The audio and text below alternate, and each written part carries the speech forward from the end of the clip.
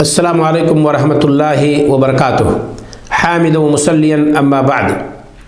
ناظرین کرام، رزق کے تعلق سے یہ درس جاری ہے، اسی سلسلے کی یہ دوسری کڑی لے کر کے آپ کی خدمت میں حاضر ہوں۔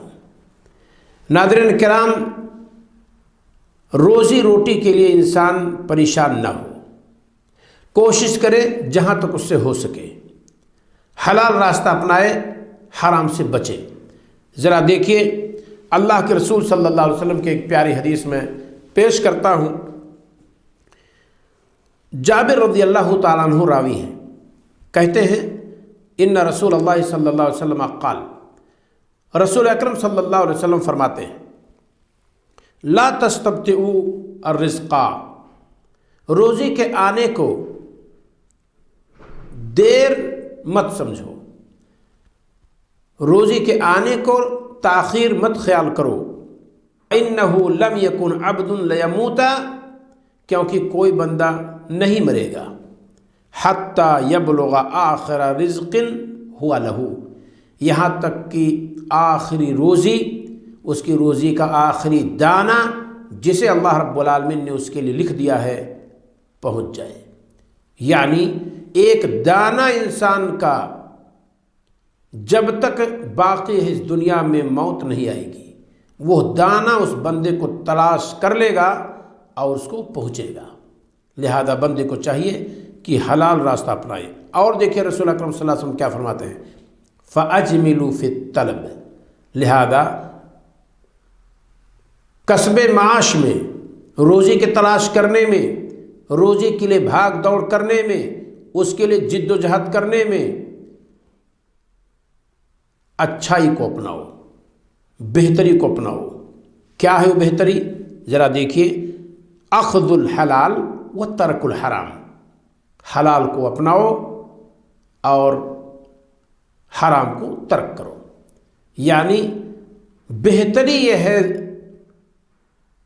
اس کسب معاش کی فیلڈ میں، دوڑنے بھاگنے میں بہتری یہ ہے کہ اچھائی کو لیں، حلال راستے کو اپنائیں اور ناجائز اور حرام راستے سے بچیں۔ یہ ہمارے نبی صلی اللہ علیہ وسلم نے ہماری اور آپ کی رہنمائی اس طرف کی ہے۔ لہذا جو روزی لکھ دی گئی ہے وہی ملے گی۔ اسی روزی کو حاصل کرنے کے لیے چاہے ہم دائیں سائڈ سے آئیں جو کہ حلال راستہ ہے، اور یا تو بائیں سائڈ سے آئیں جو کہ حرام راستہ ہے۔ لہذا ہماری اور آپ کی کوشش ہونی چاہیے کہ ہم رزق کے تلاش میں غلط راستہ نہ اپنائیں، حلال راستہ اپنائیں۔ روزی جو لکھی ہے وہی ملنے والی ہے۔ اسے ابو عبداللہ الحاکم نسابوری رحمہ اللہ نے اپنی کتاب المستدرک علی الصحیحین جلد نمبر 2 صفحہ 4 پہ ذکر کی ہے۔ حدیث کا نمبر ہے 2134۔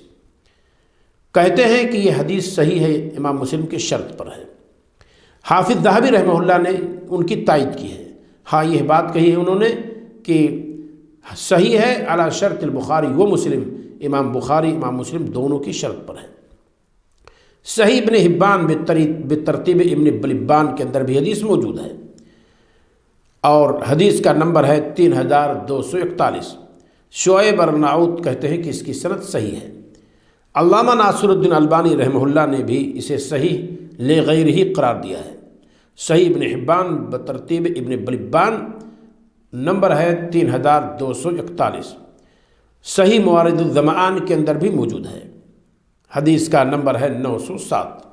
سنن بیہقی الکبریٰ کے اندر موجود ہے۔ باب باندھی انہوں نے باب الاجمال فی طلب الدنیا، دنیا کے طلب کرنے میں خوبصورتی کو اپنانا، بہتری کو اپنانا، درستگی کو اپنانا، اس کا بیان۔ وترک طلبها بما لا یحل، اور روزی کے طلب کرنے میں اس چیز کو چھوڑ دینا جو کہ حلال نہیں ہے، یعنی حرام راستے سے بچنا۔ حدیث کا نمبر ہے 10184۔